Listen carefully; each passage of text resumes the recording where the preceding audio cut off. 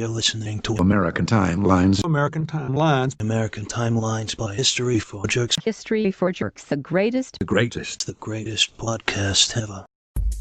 American Timelines is a member of the Queen City Podcast Network, powered by Ortho Carolina. Find out more at queencitypodcastnetwork.com.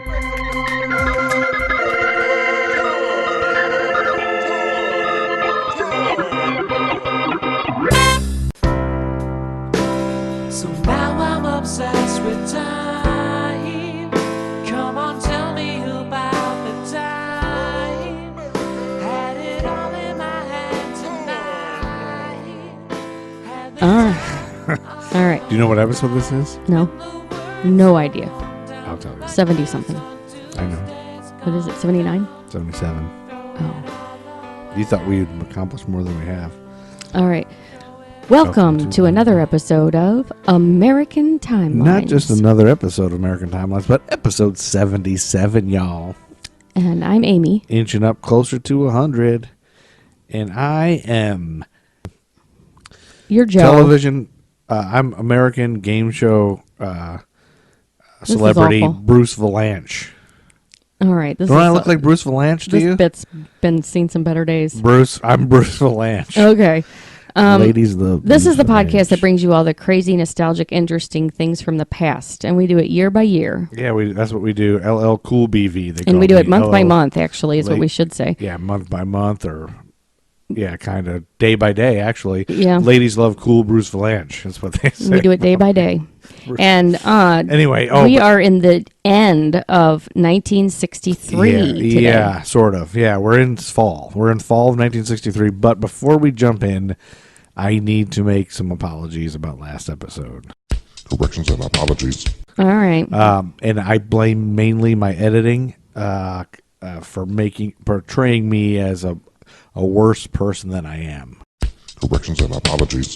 Oh, I am a boy. terrible person, but a couple things I listen back, and I don't often listen to our episodes. I'm at the point now. There's so many of them. I just put them out. I don't even Right. I don't even know what they are. Nobody cares. And so people text me. I don't know. But this one I listened to, and I was like, oh, geez, no, I didn't mean to say. That's not how I. So there's some things. The first thing was when I used the term butt buddies. I don't use that. That's not a thing I say.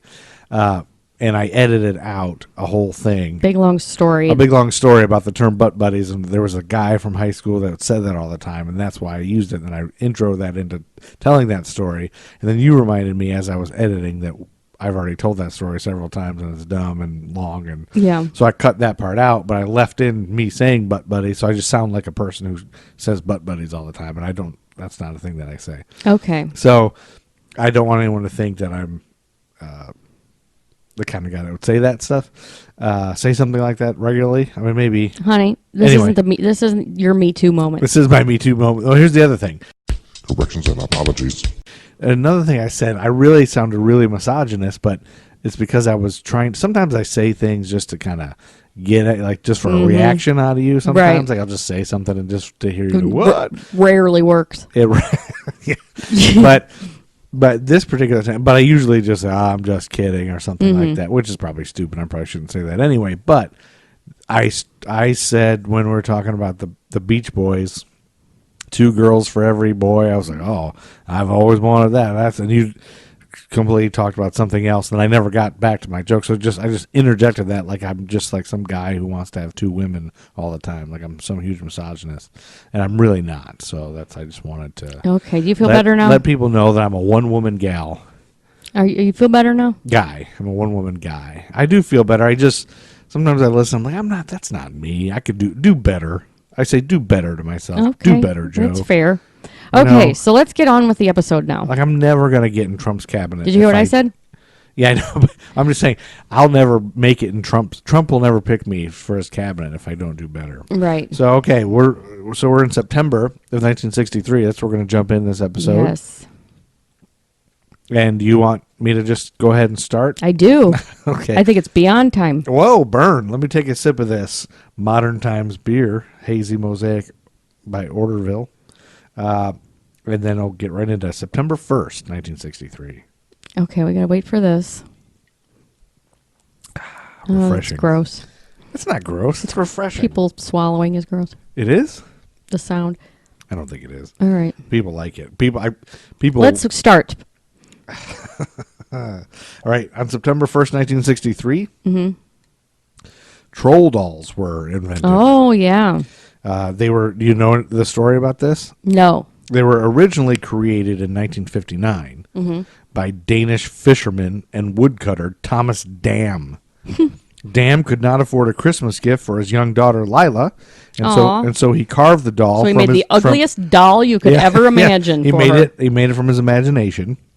And other children in the Danish town of Gjol, Nailed it. Gjol, Yep. Gjol, they saw the troll doll and they wanted one. So Dam started a company called Dam Things, and he started producing the dolls in plastic under the name Good Luck Trolls. The dolls became popular in several European countries during the early 1960s, shortly before they were introduced into the United States. They became one of United States' biggest toy fads from the autumn of 1963 to 1965. Wow, that's a long time. Yeah. And they're still fucking around. And they got their own movie now. And they got a movie. This Yeah. guy, I hope this guy's family got paid. Yeah, no kidding. The originals were of the highest quality, called Dam Dolls, and featuring sheep wool hair and glass eyes. Now you're starting to sound like Antiques Roadshow. I am. Yes, you're starting to sound like you're appraising an item. Well, their sudden popularity, along with the error in the copyright notice of Thomas Dam's original See? product, resulted in cheaper imitations. So he never copyrighted Oh them. no! So I don't think he got anything for that movie. Some asshole just did. assholes did, yeah. Everyone's an asshole who doesn't That's make true. much money. And then on September 9th, 1963, you're going to love this, an 18-hour... there was a concert on that day that lasted over 18 hours. Oh Jesus Christ! Shoot me in the head. An 18-hour concert. It better be. What is it? It's going to be something awful too. Do you want to know why? Why? This was held at the Pocket Theater in Manhattan, and it was done by the Pocket Theater Piano Relay Team. Pocket Theater Piano Relay Team. Yes, they played a piece. Stupid. They played a piece called Vexations. Okay. And it took them 18 hours to play it. This piece of music was written in the 1890s by Eric Satie. So how did they go to the bathroom? Or in their pants. I guess. The piece bears the inscription, like in the music. Yes. It's written. For some reason, they don't know why it says this, but it says, in order to play the theme 840 times in succession, it would be advisable to prepare oneself beforehand and in the deepest silence by serious immobilities. It just says that in there. So people started to take that to mean that the piece should be played 840 times in a row if you're going to play it. Some jokester probably just wrote that in there. And so What? these people really thought that, and that might not be what it even meant. Okay. Vexations appears to have had no performance history before the idea gained ground that the piece was required to be played 840 times. Because nobody gave a fuck about it until I that. guess not. Made it a novelty. The first of the marathon performances was this one, produced by John Cage and Louis Lloyd at the Pocket Theater. Oh my A whole God. bunch of other people. Howard Klein, the New York Times reviewer, who coincidentally was asked to play in the course of the event. He was asked to play part of it, so that must be, hey, I got to go to the bathroom. You play for a little bit. Okay. And Joshua Rifkin, those were two reserves, and this was September 9th. So Cage, who produced this thing, set the admission price at $5, and he had a time clock installed in the lobby of the theater, and each patron checked in with the clock, and when leaving the concert, they'd check out again. So you could tell how long they've been there? Yeah, and they'd receive a refund of a nickel for each 20 minutes that they attended. Oh my God. So it's like that haunted house where if you make it through the whole thing, you get your money You back? get your money back, yeah. He said in this way, people will understand that the more art you consume, the less it should cost. Oh my God. But Cage underestimated the length of time the concert would take, didn't think it would last over 18 hours, and there's one person, an actor with the Living Theater named Carl Schenzer, who was present for the entire performance. thing. Yeah. I bet he dreamt about that song for weeks. And then he went to after go that. watch that Sleep movie. Yeah, then Andy he went. Warhol That's right. after that. Oh my God, that guy. Yeah, this was... I bet he's fun at a party. According to the 1971 edition of the Guinness Book of Records, at the conclusion of the concert, one of the critics that was still there yelled, "Encore!" No. Yeah. That's funny. Isn't that funny? Mm-hmm. And then we moved to September 21st, 1963, with our first number one song on the friggin' Billboard charts, y'all, by Bobby Vinton. Are you familiar with Bobby Vinton? I've heard of him, yeah. You know the song? Oh, yeah. Blue Velvet. Blue Velvet. Bobby Vinton didn't originate this song, though. I like this one, kind of. She wore blue You ever seen a woman wear blue velvet? Probably. This was written and composed in 1950 by Bernie Wayne and Lee Morris. This was a top 20 hit for Tony Bennett in its original 1951 version. This is so This is takes the you most back to the popular. 1960s. Yeah. Like, just to listen to it, it makes you just really go. You just picture people wife beating and smoking cigarettes. And You've got such a dismal idea of the past. I mean, you gotta admit, you it's don't probably have to terrible. picture that. You don't? You don't have to. No. There's some drunk You dad, picture teenagers at the soda shop. and then women not being able to have jobs, and then racism. Right. Yeah, just you look at it from a position of white privilege. All right. This is not this kind of podcast. Sorry. All right. Anyway, Vinton, he had a number 3 hit in the summer of 1963 called "Blue on Blue."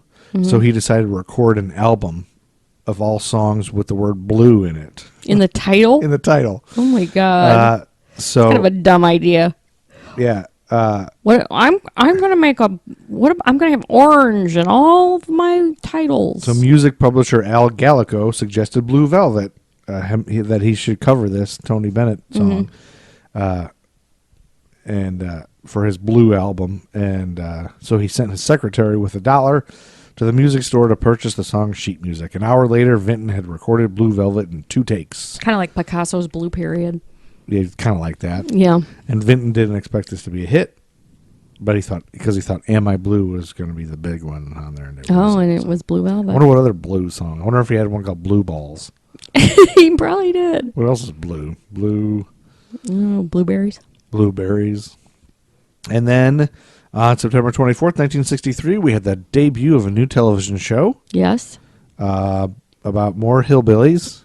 Oh Remember boy. Beverly Hillbillies was so popular. Yeah. So this one aired on CBS all the way until 1970. This series takes place at the Shady Rest Hotel, Oh. which is run by Is it Green Acres? Kate Bradley, her 3 daughters, Billy Joe, Bobby Joe, and Betty Joe, and her uncle Joe Carson. Oh no. This series is one of 3 interrelated shows about rural characters produced by Paul Henning. This was created because of the success of Beverly Hillbillies. Mm-hmm. And this show, Green Acres spun off of this show. Okay. What is this show? Do you don't want to guess? I don't know it. Yeah, I'll play the theme song, see if you know it.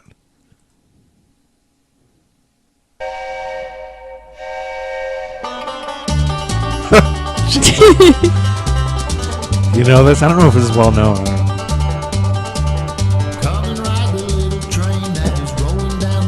don't know. Petticoat Junction? Petticoat Junction. Yeah. Oh. Yeah, Petticoat Junction. Yeah, I never watched that, so I missed that whole. Yeah, I never once. I don't know missed that that I've train. even heard of that one. I don't know any of these people that are on it. Edgar Buchanan played Uncle Joe. Mm-hmm. Linda Henning was Betty Joe. B. Benaderet was Kate Bradley. Benaderet. Frank Cady was Sam Drucker. I've never heard of any of them. Yeah, I don't know any of the people. Anyway, Petticoat Junction premiered. Well, that's special. And just a few days later. It's funny that there was a hillbilly fad in the 60s. It was like the westerns, the And then hillbillies, hillbillies. I never thought about that. game shows. Why were the 60s hillbilly crazy? Well, just like anything successful, they make 100 copies. Yeah, of that's true. everything. Yeah. Like when Cosby was big, then there was every stand-up comedian had a sitcom. Or when Happy Days was big, then you had You know, all these the other 50s 1950s ones. Yeah, right. things. So everything's you just copy it. Yeah. And then on September 29th, just a few days later, My Favorite Martian debuted. I never watched that either. Did you? I just a few minutes ago, I just finished watching the pilot episode. Oh, yeah? Yeah. Was it awesome? It was good. I did not know. You know, you always see that picture of the guy who's the Martian, Ray Walston. You know who that is? Yes. Yeah, because he's been in a bunch of other stuff. That old guy. But He's always been an old guy. Yeah. And Never been a young guy. And I think he like the character from the Flintstones that there was a Martian that looked just like him. Oh, yeah. Remember that Martian for Gazoo or whatever it is? Yeah, that could be. I think it had something to do with that. Maybe not. But I always thought it was the same guy. Yeah, you might be right. But I didn't know the young guy. So he's Uncle, they call him Uncle Martin because he accidentally calls him a Martian. Mm-hmm. And the main guy who discovers the alien is Bill Bixby. Oh, is it? Did you know that? A young Bill Bixby. A young, very attractive Bill Bixby. And he lives in this mother-in-law house. Mm-hmm. And he rents it from these three women. And he's really hot for the young, hot one. Oh, okay. And it's like the mom and the So that must have been what made him famous. I guess it did. And he didn't even turn into the Hulk at all. Yeah. But a human-looking extraterrestrial in a one-man spaceship nearly collides at high altitude with U.S. Air Force's rocket plane. The North American X-15, the spaceship's pilot, is a 150-year-old anthropologist from Mars.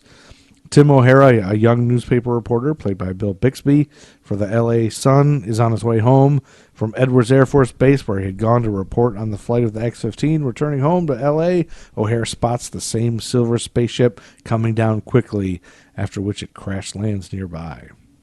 He ends up taking in the Martian and telling everybody it's his uncle, and because they have to fix the spaceship. So it's basically the same thing as Alf. Yeah.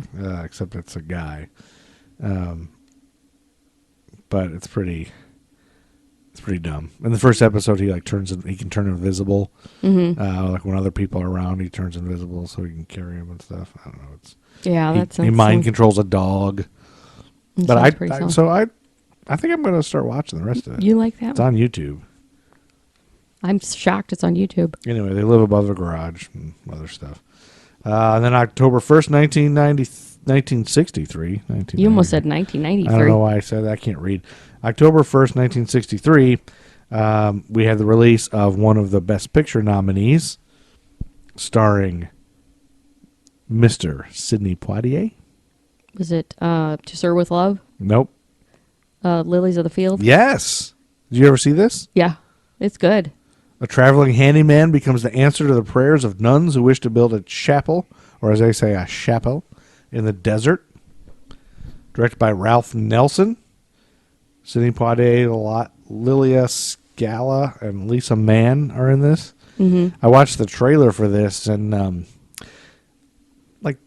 excessive amount of times in the trailer they mention how big and strong and strapping really Sidney Poitier is. Yeah. And the nuns are saying that? No, the narrator is. Oh. The nuns are pleased by the big, strong man that came to them. Well, there's lots of symbolism going on in there. Yeah. Well, strong, sexy men. But the director, Ralph Nelson, had to put up his house as collateral for this film. Oh, did he? Sidney Poitier gave up his usual salary and agreed to do the film for a smaller amount and a percentage of the profits. He won the Best Actor Oscar for his efforts. Good for him. How many times have you seen that movie? Once. A long time ago. Give me some lines from it. No, I don't. I can't even remember plots of movies I've seen. Much less give lines. me your best Sidney Poitier impression. I don't have one, honey. Man, you're not very I'm not, unlike you, I don't just dive into impressions, whether I'm terrible at them or not. That's I sensed in your tone. Mm-hmm. I sensed some hurtfulness. You did. Yeah, I'm sorry. Feelings. And then on that same day that came out, no, I'm sorry, 5 days later, October 6th, the 1963 World Series concluded. Okay. With the two-time defending champion New York Yankees getting defeated by being swept by the Los Angeles Dodgers who swept the series in 4 games to capture their second title in 5 years and their third in franchise history. Starting pitchers Sandy Koufax, Don Drysdale, and Johnny Padres, and ace reliever Ron Peranoski combined to give up only 4 runs in 4 games. None of that makes sense to me. Those were pitchers, and they didn't give a lot of runs. Like runs or scores. Or points. Okay. They're points. Okay. So it doesn't make it any more interesting to know what it means, is what you're saying. no, it does. Well, the other team only scored 4 times the whole series Oh, okay. in 4 games. That's not exciting to you? Not really, no. Yeah, pitching duels are really boring to watch because nobody's hitting the ball. They're just watching a guy. 2 guys play catch. Yeah, pretty much. Yeah. Yeah, baseball, I've tried to like it. I've liked boring. it at times, but it's boring. But Boring. it's calming. Anyway, New York was held to a 171 team batting average, the lowest ever for the Yankees in the postseason. Don't know what that means. 171, you know what like an average is? We don't have to. It was Let's just move on. Not many people got hits. Okay. In that same day, the Best Picture film was released, and Okay. the third highest grossing movie of the year, Tom Jones, Oh, the musical? the romantic and chivalrous adventures of adopted bastard Tom Jones in 18th century England. Yeah, that's a musical. Directed by Tony Richardson, Is Shirley Jones in it? starring Albert Finney, Susanna York, and George Suzanne- Devine. Susanna York. Yeah, she was beautiful. Welsh singer Tom Jones chose his professional stage name from the title character protagonist of this film. Oh, that is whatever Yeah. he got it from. Okay. Yep, Hugh Griffith was reportedly drunk enough. Hugh Griffith was reportedly drunk through much of the production.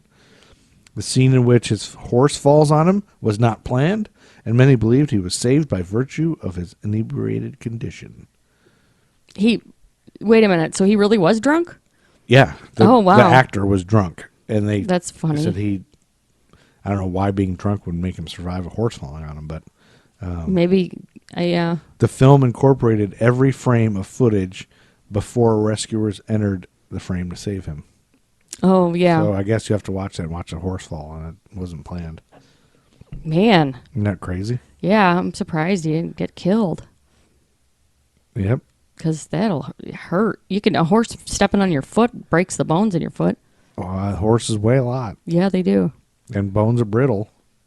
Especially mine, my old bones, my ancient bones. Bones are made to be broken.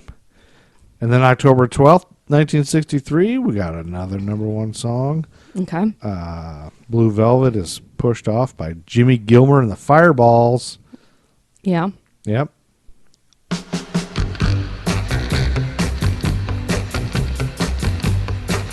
You know the song? Hold on. Yeah, Sugar Shack. Yes. Jeez, you do know old songs. I know. It was written in 1962 by Keith McCormack. Sugar Shack. He gave songwriting credit to his aunt, Faye Voss, Isn't that nice? after asking what those tight pants that girls wear, to which she replied, leotards. I don't get it. He must mention that in the song at some I point. don't know.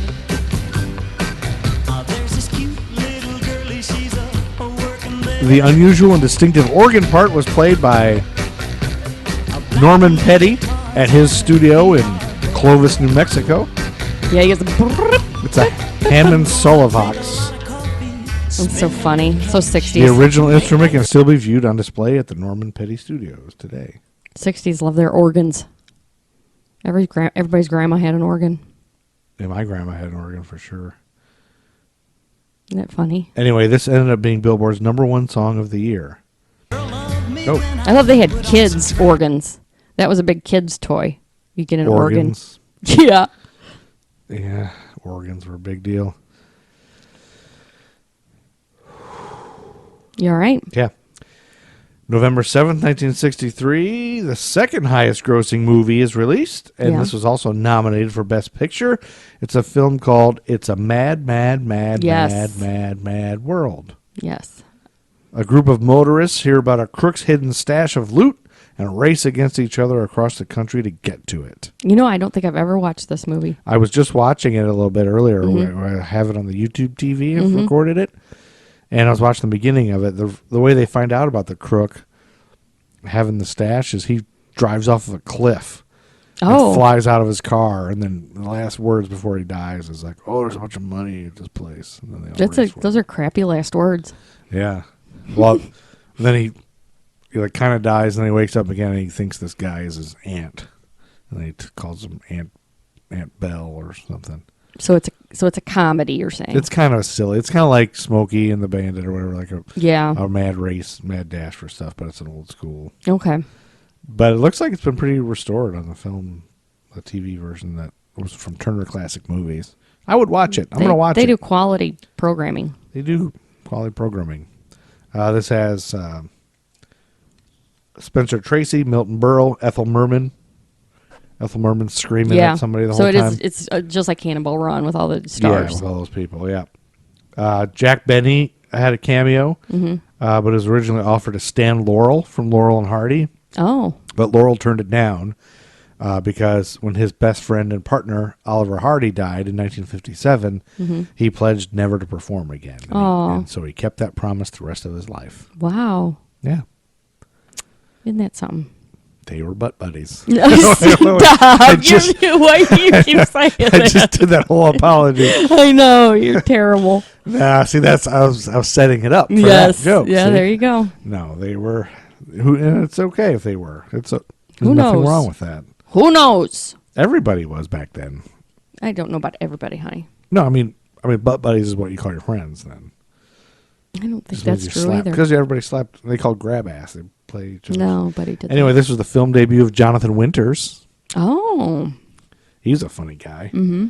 The film was so crammed with action that each leading actor was given 2 scripts, one for the dialogue and one for the physical comedy. I bet. Don Rickles reportedly wanted to be in the movie, but he was never asked.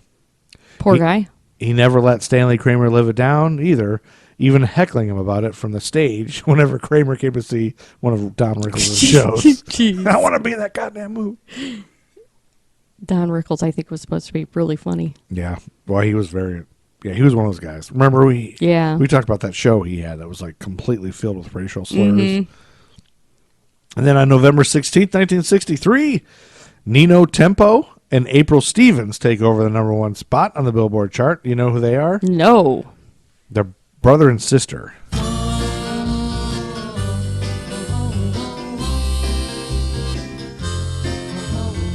They're from Niagara Falls, New York.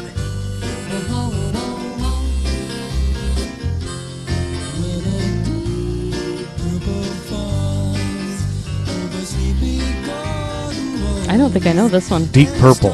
Yeah, I don't think I've heard this.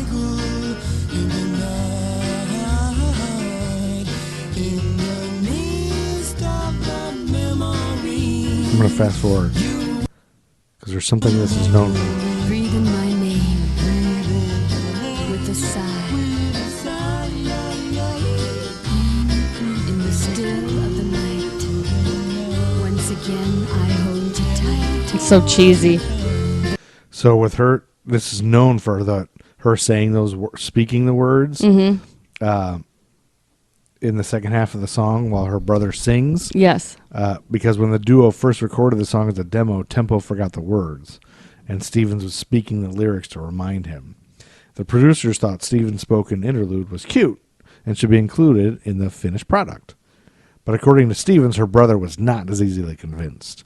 He didn't want anyone talking while he was singing. Oh. But they kept it in. But don't you think it's weird that they're brother and sister and they're singing about lovers? They are. In the still of the night, I want to hold you tight. Well, in the 60s. Brother and sisters did that? Yeah, brothers and sisters were butt buddies. Or do you call it something else? Front butt buddies? Let's not. What do you call it when a brother and a sister do it with each other? I don't think it's called incest, I'm pretty sure. Are they pumping anything? No, we don't need to. Anyway, that's not the flowers in the attic there. Yes. We'll move on. Yep. And then that brings us to a date that we're just going to brush on because we're going to announce right now for the first time, American Timeline's exclusive. You heard it here first, listeners. Next episode is going to be a special episode. Yes. We're going to just do a whole episode about JFK's assassination. That's right. Because that's where we are now in the timeline. But it would fill up a whole episode. We have so many things about it. We'll never get through the year if we just start on this because there's so many things. It was a big deal. Mm-hmm. And I have so many things I want to talk about it. There's so many different things, but we're going to skip it. So that happened November. Well, first, I'll just say this one part. November 21st was the day before he was assassinated. Did you know JFK was a huge James Bond fan? No. James Bond fan? I can't ever say that. He viewed an early print of From Russia with Love at the White House on November 21st, 1963. It would be the last film that he ever saw because he was going to be killed the next day. Okay. Yeah, so everybody knows exactly what he saw because of that. So November 22nd was the day of infamy that had happened. Dallas, the Zapruder film, all that stuff. We're going to cover that next episode. That's right. Amy's got a bunch of conspiracy theories. Amy actually has... She's going to claim that she actually knows where JFK really is, and then it was all a hoax. Yeah, and things like that. Him and Elvis. Yeah, and then we're gonna describe shot by shot the Oliver Stone film. We're gonna describe that the Oliver Stone film. Yeah, I thought you were gonna say the Zapruder film, and then you say the Oliver Stone. No, the film. Oliver Stone film, the 3-hour one. It's like 4 VHS tapes. Ridiculous. We'll talk about that. So for now, I'm just gonna jump past that. And we'll retouch it on next episode. We'll jump right to November 22nd, 1963. A new number one song by Dale and Grace. Okay. Do you know who they are? I don't. I'm leaving it all up to you. Oh, it's like country. You decide what you gonna This became a number one hit in the U.S. for 2 weeks. And this is the first time a duet succeeded another duet at the top of the charts. That's right, because of the brother and sister. This is on the easy listening chart. Also, this was the number one song when JFK died. Dale and Grace were in Dallas on the day of the assassination, and they were scheduled to perform that night as part of Dick Clark's Caravan of Stars. Oh, they were. Bobby Rydell, Jimmy Clanton, and Brian Hyland. And moments before the assassination had waved to the president's motorcade from a vantage point near their hotel. Oh, my goodness. It's all related. These guys may have done it. These guys They might have done that. Dale and Dale and Grace may have killed.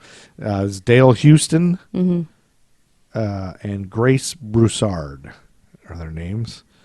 Don't know them. That's... Never heard it, don't know them. They reunited several times after that, but they only had a couple hits. Okay. And then that was the next day is when JFK was pronounced dead. But we'll get into that in the next one. And then on December 5th, 1963, have you ever heard of the movie Charade? Yeah. Is it Cary Grant, maybe? Yes. And Audrey Hepburn? Yeah. Also featuring Walter Matthau, James Coburn, George Kennedy, and some other people. Yes. It's like a suspense thriller, romance comedy. It's really known for the rapport between Grant and Hepburn, and filmed on location in Paris. But the movie entered the public domain immediately upon release because Universal Pictures published it with an invalid copyright notice. Oh, really? Yeah. That's funny. It's in the public domain. You can play it anywhere you want. Charade. Yep. Well, let's do it. Let's blast it on the lawn, babe. We should. This was referred to as the best Hitchcock movie that Hitchcock never made. I don't know why they said that.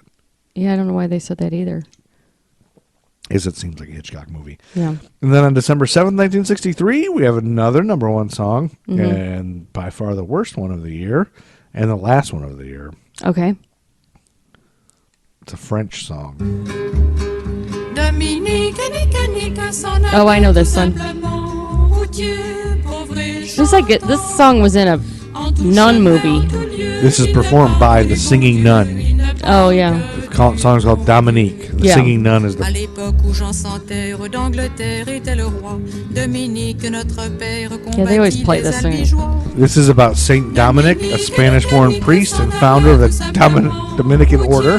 Pauvre et chantant, en tout chemin, en tout lieu, il ne parle que du bon Dieu, il ne parle que du bon Dieu. Certains jours, un hérétique Okay, I'm going to turn borderon this se off le because I conduit. can't Mais stand non, it. That was terrible. The gal who... this was performed by Janine Deckers Okay. of Belgium, better known as Sourire, Boy, that was good. the Singing Nun. That's French for Singing Nun. Okay. Sourire. So she's known as the Singing Nun. This was a top-selling record in 11 countries in late 1963 and early 64, but Deckers never again reached the same success and continued to lead a colorful but tragic life. She and her companion of 10 years, Annie Pescher, both committed suicide in 1985 as a result of financial and tax problems stemming from the recording of this song. Oh, my God. Well, that's quite a morbid ending to that song. Yeah. You want me to play it again? No, definitely not. Yep. Because I thought if I play it again. But I feel like that, wasn't the Singing Nun and Airplane probably a parody of this Yeah, movie? probably. I wonder if she sang that song. I know it's been in movies with nuns. Okay, that brings us to December 8th. Yes. When Grindel was on. What? Grindel? Probably There was Grindel. A show called Grindel, Grindl, an employee of a foster temporary service, and her boss, Anson Foster, accept a variety of jobs for his employees. Grindel works at everything from babysitting to theater ticket taker, but Sounds like a typically German sitcom. finds a unique way to accomplish her task. She's like, It's a woman and her name's Grindel. her name is a woman named Grindel. That sounds like a German It sitcom. was on NBC. Okay. So I'm going to discuss the kidnapping of Frank Sinatra Jr. Oh my gosh, I don't think I knew that Frank Sinatra even Yeah. was kidnapped. Not Frank Sinatra. Oh. Frank Sinatra Jr., his son. Oh, so Frank Sinatra, the guy we know is the guy who says, Old I Blue got Eyes. chunks of guys like you in my stool. Yep. He's not a junior. No, he's not. He's senior. So his son was kidnapped That's from right. him. That's right. Oh. So, Let's hear this story. I never knew this happened. So okay, so most of our listeners for several probably didn't. weeks before December 8th, Right?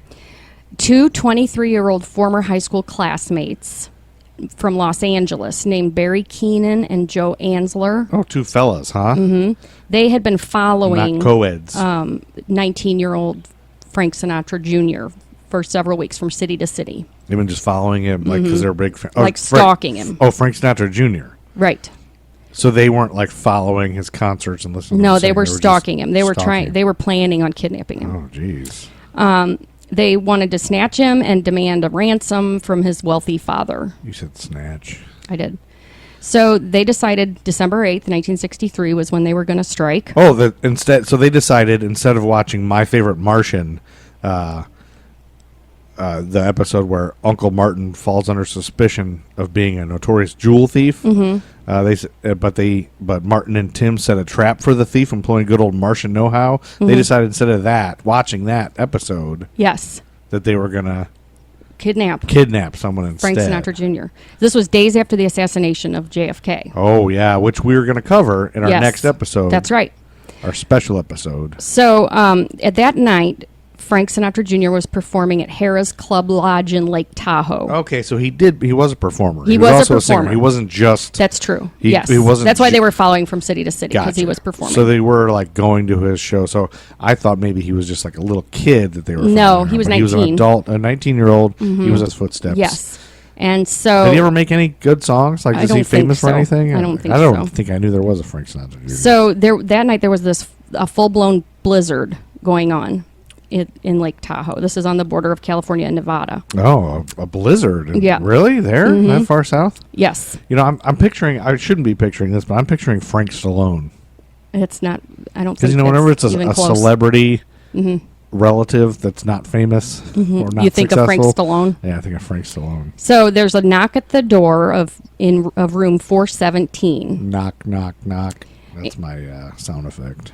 Inside was Frank Sinatra Jr. and John Foss, who was a trumpet player in the Tommy Dorsey Orchestra. They were inside eating dinner. They were having dinner together as Yes. buddies? Yep.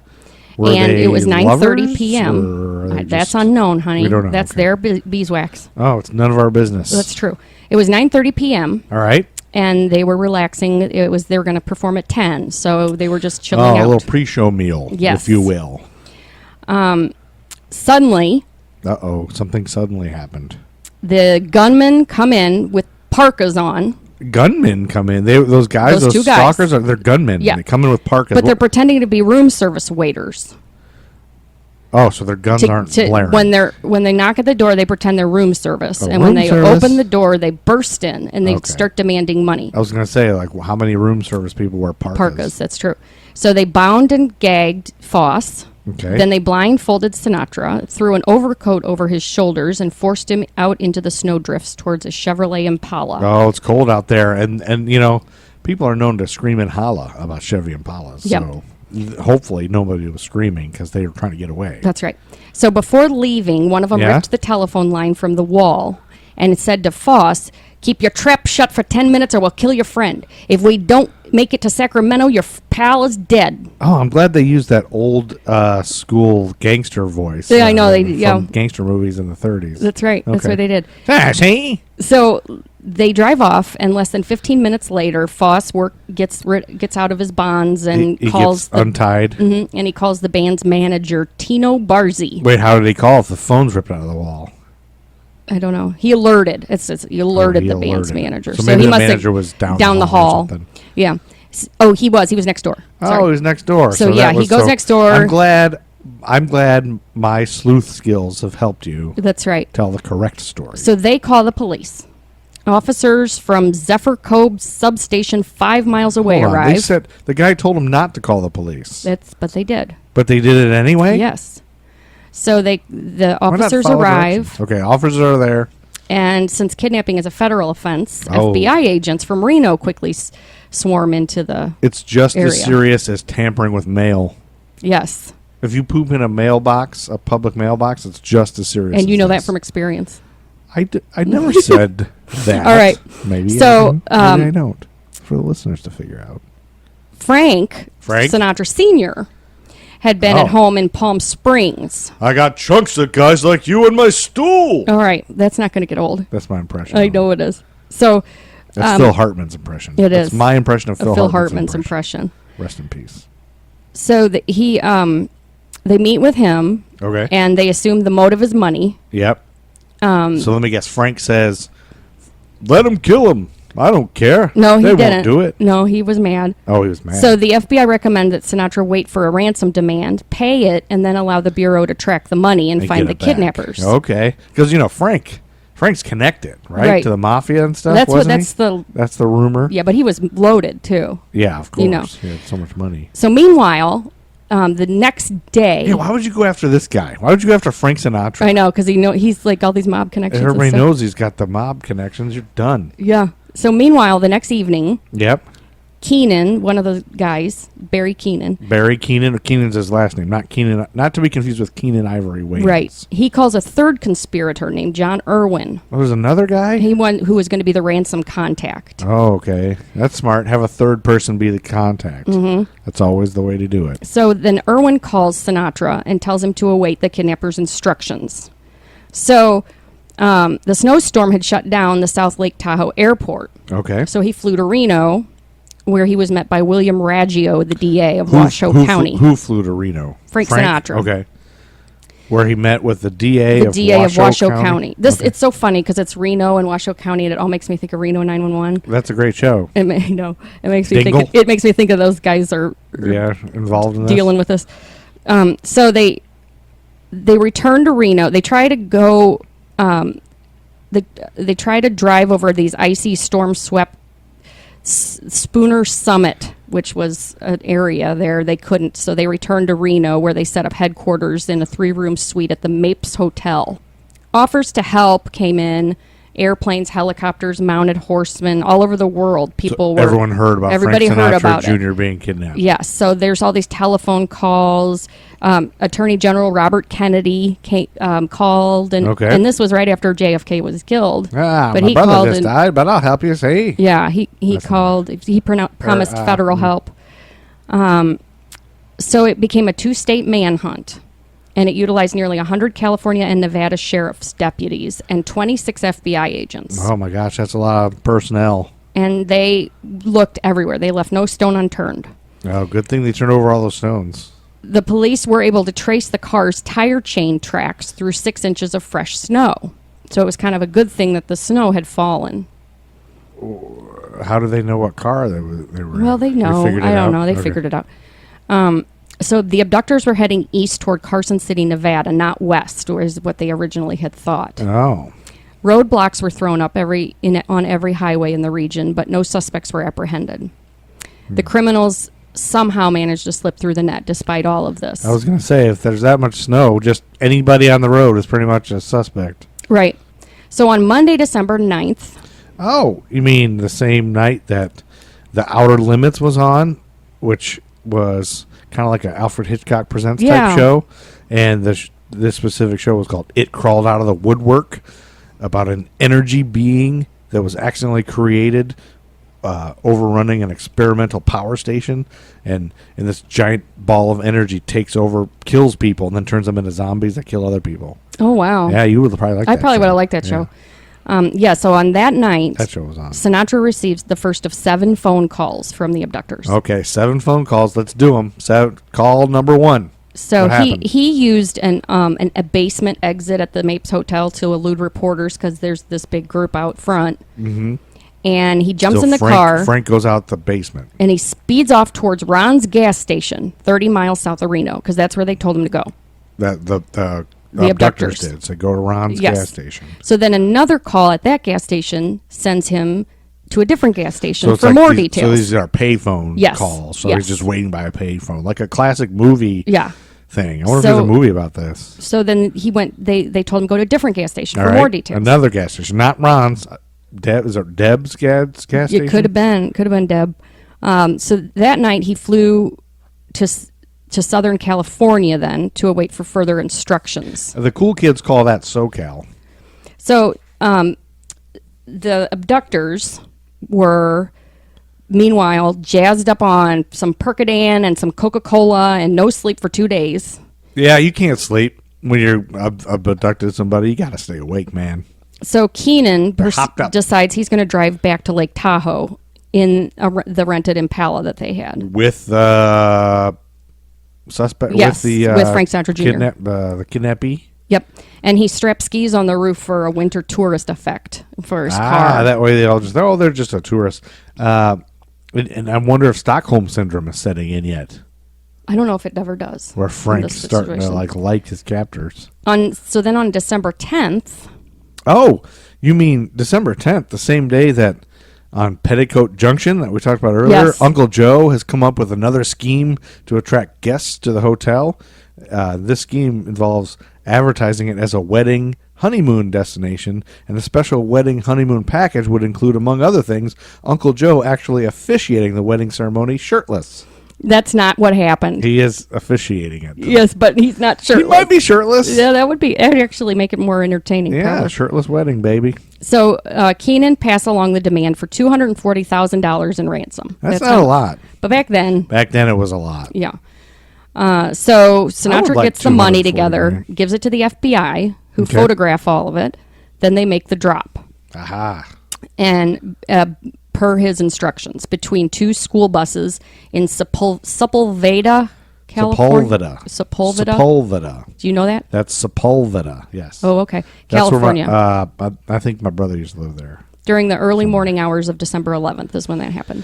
Okay, they dropped it between on 2 December school- 11th, which I didn't look up because you didn't give me that date, but that's between 2 school buses on Sepulveda. So while Keenan and Amsler picked up the money, Yeah. they had left Irwin with Frank Sinatra Jr. Yeah.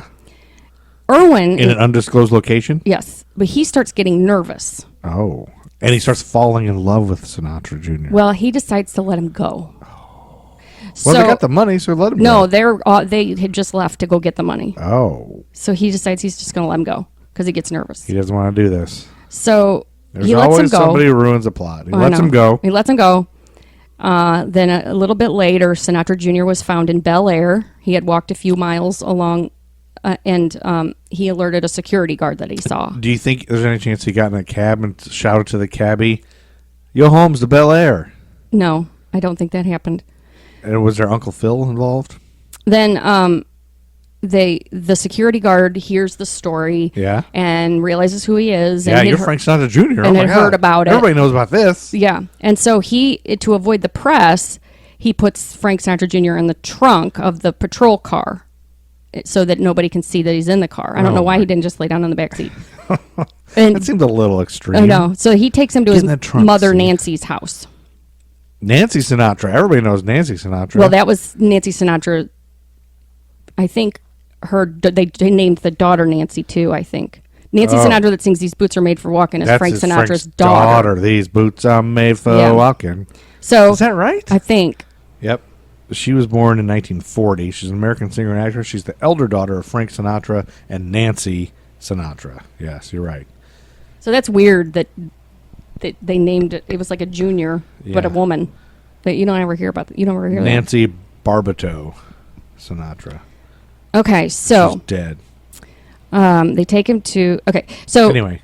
So the young Sinatra describes what he knew to the FBI agents. Okay. But he had barely seen two of the kidnappers and only heard the voice of the third conspirator. Yeah, even John Irwin, the guy who let him Yeah. go, he only heard him because Yeah. he was blindfolded still. and stuff. But even with just that, the Bureau was able to track the clues back to the house where Sinatra had been held in Canoga Park. Really? And Just in the stuff he said, huh? And because he knew where he had come from. And they gathered even more evidence. There wasn't anybody there, but they gathered even more evidence at that house. Okay. Gathering evidence. So meanwhile, with the FBI's progress being recounted in the press, the criminals were getting nervous. They started to feel the noose tightening. Oh, yeah, okay. They can tell they're closing in on Yes. And so Irwin, of course, just broke first. He tells his brother about what happened. Oh, no. That he was involved. Does he tell his brother Tim Irwin, former tackle of the Minnesota Vikings? Or Steve Irwin, the guy that got killed by a stingray. Hey, mate. Good day, mate. All right. Stingray killed me, mate. And then, so the brother then calls the FBI office in San Diego. You think Steve Irwin ever... How did that stingray kill him? Was he in the water and he Stung put him? his wiener in it? No. Isn't that what No, happened? I don't think But so. didn't he do all kinds of stuff with all kinds of Yeah, deadly he animals, did. and then a stingray got him in the end? Yep. Huh. I think it shoved its tail in his heart or something.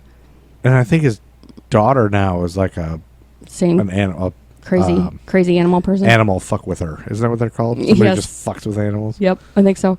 So All right, then, hours later, Keenan and Amsler were captured. Okay. And nearly all the ransom was recovered. And they were captured because of John Irwin telling his Yes. brother, you think? Yeah, because he told everything. And did he get a lighter sentence because he ratted well, on the now, other two guys, maybe? will you just wait? No. So the defense tried to argue that Frank Sinatra Jr. had engineered the kidnapping as a publicity stunt. Oh, that's a smart defense. But the FBI had, all their evidence was to the contrary of that. Okay. I guess it's not so smart. And the then. clincher that the prosecution had was a confession letter written earlier by Keenan and left in a safe deposit box. Okay. In the end, Keenan, Amsler, and Irwin were all convicted. Keenan was sentenced to 12 years in prison. He got out after only 4.5 years. Really? For Yeah. good behavior? Yeah. By 1983, after life-threatening encounters with pills and booze, he had made millions in real estate. So he had like all this problems with alcohol and drugs, but then he got into real estate and made millions of dollars. While he was in jail? No, Or after he got out? After. This So was the in 1983. guy who kidnapped him became a millionaire later? Yep. Because of hard work, Yeah. dedication. Yep. So maybe he learned the lesson that, hey, kidnapping somebody and doing crime for a quick Maybe. fix doesn't work. I promise if I get out, I'm going to work hard for my money. Yep, And he it could did be. it. As of Maybe that's 1998, he was living in Texas with a farm in Mississippi and an apartment in Los Angeles. We should interview him. We could. Maybe that would be interesting. American Timeline's first interview. So, as for Sinatra Jr., Yeah? he was haunted by false rumors that he rigged his own kidnapping. Oh. He rarely, if ever, talked about it. Yeah. He did get... But you don't believe that's what happened, do no, I don't think. There was a profile done from the Washington Post in 2006. you? Yeah? And he did... The reporter said that he was a man imbued with and haunted by the spirit of his ultra-famous father. And in that article, he said, I was never a success. Never had a hit movie or hit TV show or hit record. I just had visions of doing the best quality of music. Now there's a place for me because Frank Sinatra is dead. They want me to play the music. If it wasn't for that, I wouldn't be noticed. The only satisfaction is I do what I do well. That's the only lawful satisfaction. And that... that's a little I know. full of himself. It doesn't sound like... Does he really, or is he just Well, not he that must good? make a good impression of his dad singing he the does songs. Aught six is what Yeah. we say. You said 2006. I like to say aught 6. Oh, okay. Well, I'll take... That's noted. But would you want to see, like, say there was is he still alive, Frank Sinatra Jr.? I think so. Oops. So he... You want to look it up real quick? Yeah, I can. Because he... do you think... Would you go see a Movie about this? movie... No, like a musical starring Frank Sinatra Jr.? It depends on the musical. I mean, if it was like Cats. Oh, no, he died. Oh, when did he die? Frank Sinatra Jr. died in March of 2016. Okay. He was murdered No, he was not. by... death. Let's see. Cardiac arrest. He was murdered by cardiac arrest in Daytona Beach, Florida at the age of 72. Never mind. I was going to say, do you think he had a kid? Frank Sinatra III? I don't know. I'm just thinking if we want to start a tour. I wish I could anticipate the questions that you have. Because a lot of times you have questions that I Random, didn't stupid anticipate you have. And then I don't know. Okay, here's a question. Did Frank Sinatra Jr. ever undergo surgery for prostate cancer? Probably. He did. January 2006. Boom. So I got this information from Wikipedia, Okay. History.com, FBI.gov, the Tahoe Weekly, Washington Post, and allthat'sinteresting.com. Great. So you didn't just write this yourself and do the research. You got it from those places. So you're Put it saying together. that you're just putting it out there that you're not just stealing someone else's Right. work. That's right. Okay. Credit is due. Credit duly noted. Credit noted. And therefore, also, I would just like to make the statement that if there's any other things we've talked about in our previous 76 episodes that we didn't credit done. Credit now. noted. Credit noted now. We officially credit everything we've said to someone else. That's okay? right. We don't take credit for anything we've said except when I repeatedly refer to two dudes together as butt buddies. That's all you. But that's all me. But that's not me. No, that's that guy we went to school I was with. inspired by a guy from school. All right, we're not going to... And it just We're sounds going to funny. talk a lot That's why about I that. say it. I know we did. And I'm not, I would never try to disparage anyone for what they do Okay, what's next? in the bedroom. It's just... So that was the story of sounds Frank funny to Sinatra say. Jr. I don't know if it was good or not. Yeah, I think it was interesting. There was no rape in it, so that would have helped. Yeah, no rape gets bonus points for me. Yeah, no rape bonus. This is a rape-free episode. And now, let's finish out the year. December 15th, 1963, a brutal rape occurred. No, just kidding. No, a movie. On December 15th, 1963, a movie was released called America, America. Have you ever heard of this? No. This is... It must have been... This one, I think, was nominated for Best Picture, is why I have it. But Elia Kazan, Oh, yeah. a young Anatolian Greek entrusted with his family's fortune, loses it en route to Istanbul and dreams of going to the United States. That sounds awful. Starring Stathis Gialelis, That Frank sounds Wolf, like a name you made up. Elena Karam. Of all the films he had directed, this one was Elia Kazan's favorite film, as it was very personal to him. Wasn't he the one that ratted out a bunch of people that said they were communists? I think he was... Yeah, there was something Wasn't he the guy that did did that? was... or something He he gave a did bunch that of was names to very- McCarthy. I think that was him. Yeah, I remember he was like blackballed for a long time. And I think it was because of that. Until his death, Kazan remained controversial in some circles for testimony he gave before the House Committee on Un-American Activities. Yeah. In 1952, a period that many, such as journalist Mike Mills, feel was the most controversial period in Hollywood history. He was in his mid-20s during the Depression years, 34 to 36. He had been a member of the American Communist Party in New York for a year and a half. In April 52, the committee called on Kazan under oath to identify communists from that period 16 years earlier. He initially refused to provide names, but eventually named 8 former group theater members who he said were communists. Yep, so you're right. Yeah. You're a genius. And you're beautiful. Oh, thanks, babe. Yeah, you're welcome. You're welcome. All right. I mean that. What's and next? Christmas of 1963. Oh, I got some toys. I have some toys, too. Oh, you do? Yeah. Okay. I'll just... Go ahead. I don't have descriptions or anything, but Mousetrap, the game Mousetrap. Oh, that was a great one. Alan Sherwood. What? Barbie and Ken's friend, Alan Sherwood. Never heard of that. Yeah, there was a doll. Barb and Ken had a buddy. Barbie and Ken. You called her Barb. Barb and Ken. Barbie and Ken they made an Alan Sherwood doll. And for some reason, he That's had the a last name. Yeah. And Troll Dolls, like I talked about earlier, and then the Easy Bake Oven. Came out. That's right. Yep, and then Big Lou. What's Big Lou? Big LOO. I think it was a bathroom, like a toilet. No, it was not. Isn't it? I doubt it. Let's see. Should I Google it? Oh, wait. No, I know what it is. It's a moon robot. The Big Lou? This moon robot is over 3 feet tall and says 10 different things. One of his arms fires plastic balls, and the other arm picks things up. His base launches rockets, and he has a compass, while his chest shoots darts and squirts water. He has lighted eyes that blink. You said compass. But listen real quick. That's an assault weapon. Yeah, but it's real cheesy looking. I know it is. From these eerie laboratories, from the wild imagination of Cookie Professor Law, comes a fantastic new creature. Is it man or monster? It's Big Lou, giant moon robot by Marx. Robot. You can make him work for you, fight for you, even talk to you with 10 complete phrases. You Whatever the hell he said. Big Lou's target scope. You can make him fight with all kinds of weapons. You wind his head to make him Blast talk. off. Fire! These are like Load his missiles out of his gun boobs. barrel and- His nipples are rockets. Can anything stop him? No. Big Lou has all the tricks. He squirts Here water is- out of his chest. Blow his whistle. You can even buy The kid batteries that make you his blow eyes on the back flash. of his head to blow his He's ready whistle. to work for you, my fight for you, God. even talk to you. Get the giant moon robot. Bargain price. Robot, Big Lou I love it. By Marx. So Why did they say robot robot in the 60s? is a term that used to be, apparently you used to say it as robot, because we watched an old Spider-Man cartoon where he Yep. says, robot, get that robot. Yep. I wonder when robot became robot.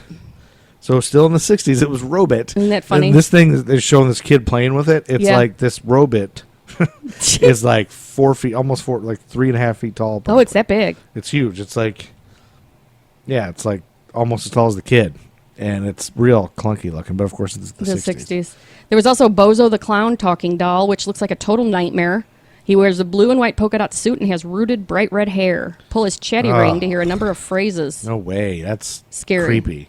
There was a Casper the Ghost talking doll. I guess they were really into the talking things. Yes. But this one, to make that one talk was real cheesy. He was winding something and making him talk. There was a dog named Lady Gaylord. Oh. And this was a plastic pull toy. It looked, you've seen it before. It looked like that Fisher Price pull toy dog. What's it called? Lady Gaylord.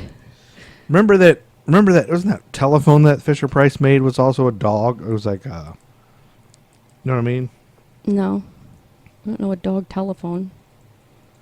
Let's see, Lady Gaylord doll. Dog.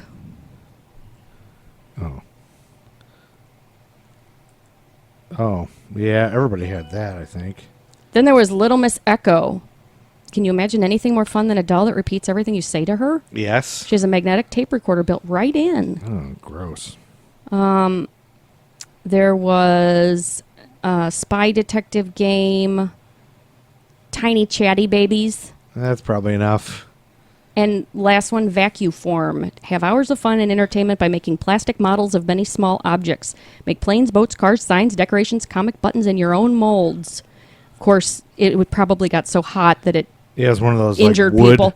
Yeah, if you look at the tools that the box it comes in. It's like all kinds of electrical stuff that Yeah. kids shouldn't be playing That's with. right. And I don't know if we mentioned this on here, but we had, when I was growing up, we had a wood burning kit. Yes, my mom Like, had it was a one. game that was just a bird. We had it, and we were left unattended with it completely. Oh my God! We could just burn wood. But it got hot. You were burning. You Yeah. were burning wood in our house. We just were allowed to just burn wood. It's a wonder we didn't You burn use it on the house coffee down. table or something. No, yeah, I mean, it came with wood that you would burn, like you'd burn Oh, words into yeah. it, like a wood burning kit, and it always smelled terrible, like it was. Yeah, catching my mom fire. had one. and we just were left to I don't know why my mom had one. Yeah, I don't know why we had. In the one. 70s. It's crazy.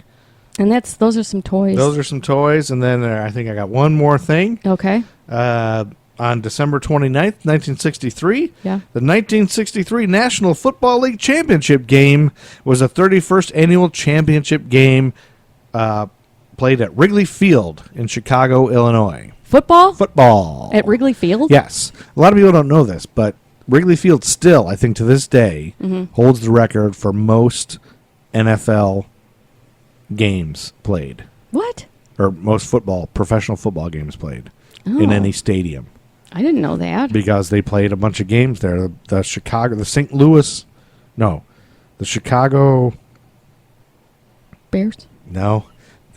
The Chicago used to have two teams. Oh. The Chicago Bears and the Chicago Browns, I think it was. Anyway, I have that in here. This game was between the New York Giants of the Eastern Conference against the Chicago Bears of the Western Conference. Okay. This wasn't the NFL. This wasn't the Super Bowl yet. No, They haven't right. invented that yet.